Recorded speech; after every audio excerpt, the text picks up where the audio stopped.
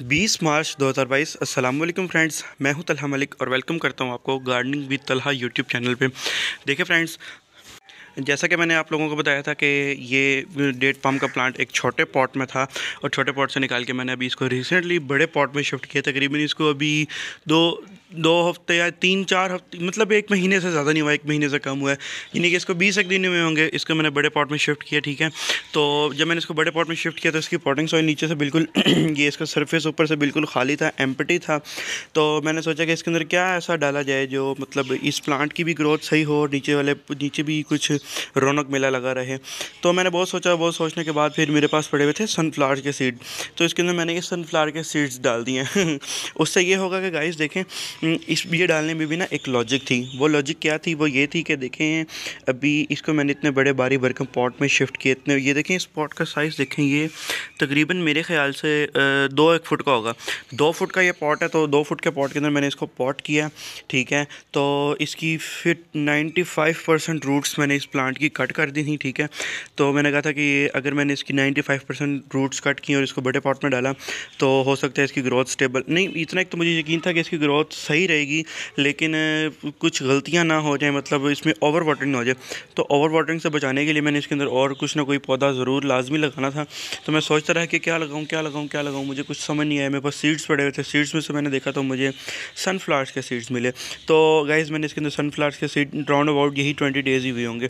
तो 20 डेज़ की ये अपडेट है। 20 डेज़ में ही देखें इसकी इतनी अच्छी ग्रोथ चल रही है सनफ्लावर के सीड्स की। अब ये लाइक एक पनीरी टाइप बन गई है। देखें कितनी प्यारी है इनकी लश, इनकी ग्रोथ चल रही है और बहुत अच्छी। इनके ये देखें जो जो होते हैं सीड्स के अंदर से जो 2 पत्ते निकलते हैं, वो वाले पत्ते ये सारे नीचे हैं और अब उन पत्तों से ऊपर इनकी ग्रोथ शुरू हो गई है, यानी कि अब ये प्लांट ट्रांसप्लांटिंग के लिए रेडी हैं, ठीक है। तो जब मैंने वीडियो स्टार्ट किया आपने देखा होगा कि ये क्या चीज़ है, ये यहाँ से मिट्टी निकली की हुई है, ये देखें। तो अभी मैंने इनको निकाला है और निकाल के मैंने इनको ये देखें अपने पॉट्स में, जो मेरे पॉट्स फ्री पड़े हुए थे, इन पॉट्स में मैंने शिफ्ट किया। अभी मैं इनको फ़ौरन से वाटरिंग कर दूंगा और इनको 2 दिन के लिए मैं शेड में रखूँगा। फिर आहिस्ता आहिस्ता मैं इनको उठा के वापस से धूप में रख दूँगा, ठीक है। तो ये मैंने कैसे निकाले, क्या किया, ये एक पॉट मैंने रखा हुआ है इसीलिए ताकि मैं आपको दिखा सकूँ इसमें से मैंने कैसे निकाला है और कितने निकाले हैं और कैसे डाले हैं। तो अभी मैं इसके अंदर से मज़ीद जैसे थोड़े और बढ़ते रहेंगे, मेरे पास और पॉट्स खाली होते रहेंगे, तो मैं ये करता रहूँगा और ये मैं फिर यानी कि और अपने फ्रेंड्स को भी गिफ्ट करूंगा और जो कमर्शियल एरियाज़ होते हैं वहाँ भी लगाऊंगा। अभी कुछ टाइम पहले मैंने आपको बताया था कि ईदगाह में जाके मैं कुछ प्लांट्स, अगर नहीं भी बताया तो दोबारा बता देता हूँ कि मैं कुछ टाइम पहले जाके ईदगाह में प्लांट्स लगा के आया था। जो मेरे पास इस तरह के एक्स्ट्रा प्लांट्स थे, जो कटिंग्स वगैरह थी जो मैंने खुद से ग्रो की हुई थी, तो वो कुछ मैंने अपनी यहाँ ईदगाह में लगाए हैं और कुछ यहाँ अपनी बुलंदशहर रोड पर है कौसर मस्जिद के बाहर लगाए हैं। तो अब जब मैंने ये निकाले हैं तो ये निकालते हुए मैंने यही नीयत की थी कि इनमें से कुछ प्लांट्स मैं ईदगाह में लगा दूंगा और कुछ प्लांट्स मैं वहाँ कौसर मस्जिद के बाहर लगा दूंगा, क्योंकि मेरे पास तो सनफ्लावर्स के हैं, ये इसमें से 5-6 पौधे बन जाएंगे मेरे, ठीक है। तो मुझे इतने ज़्यादा प्लांट्स की, इतने ज़्यादा पॉट प्लांट्स की ज़रूरत नहीं होगी सनफ्लावर्स के सिर्फ। तो मैंने कहा चलो निकालते हैं, अगर ये लगा ही लिए हैं और इतने सारे उग जो गए हैं तो क्यों ना इनका बेनिफिट लिया जाए और आगे लोगों में भी तकसीम किया जाए, लोगों में भी डिवाइड की जाए और लोगों में अवेयरनेस भी इस चीज़ की बढ़ाई जाए।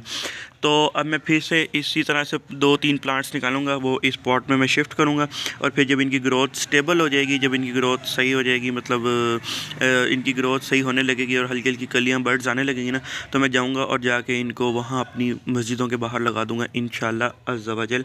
ये मेरा इरादा है और ये मैं फ़ी सबीलिल्लाह करूँगा, उनको मैं बिल्कुल भी चार्ज नहीं करूँगा इसके लिए, ठीक है। तो अभी इसमें से निकालते हैं इनको और निकाल के फिर मैं आपको इस छोटे से पॉट में शिफ्ट करके दिखाता हूँ। लें फ्रेंड्स, तो ये मैं निकाल चुका हूँ और ये मेरे ख्याल से ये आपको दिखाता हूँ, 1 2 3 4 5 6 प्लांट्स निकले मेरे।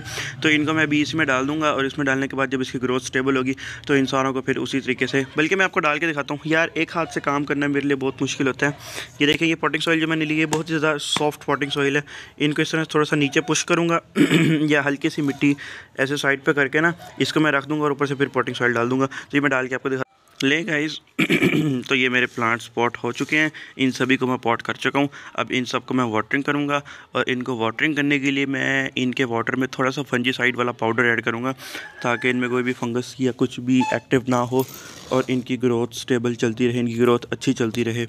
तो और जब भी आपने कोई भी प्लांट आपने रीपॉट करना है या इसको छोटे से बड़े पॉट में शिफ्ट करना है या बड़े से छोटे में शिफ्ट करना है, तो हमेशा आपने प्लांट शिफ्ट करते साथ ही फ़ौरन से इनको वाटरिंग करनी है, क्योंकि अगर आपने वाटरिंग ना की तो हो सकता है इनको पानी की कमी हो जाए। तो इनको पानी की कमी से बचाने के लिए फ़िलहाल आपने जैसे इनको ट्रांसप्लांट करना है या किसी भी पॉट में छोटे या बड़े में जिसमें भी शिफ्ट करना है, तो शिफ्ट करते साथ ही आपने इन सब प्लांट्स को सबसे पहले वाटर करना है। तो मैं वाटरिंग करने के लिए इनके वाटर में फंजीसाइड वाला पाउडर ऐड कर दूँगा और फंजीसाइड वाला पाउडर ऐड करके इनको सबको वाटरिंग करूँगा। ठीक है, तो अब मैं चलता हूँ। अपना बहुत सारा ख्याल रखिएगा और अपनी दुआ में मुझे याद रखिएगा। Happy gardening.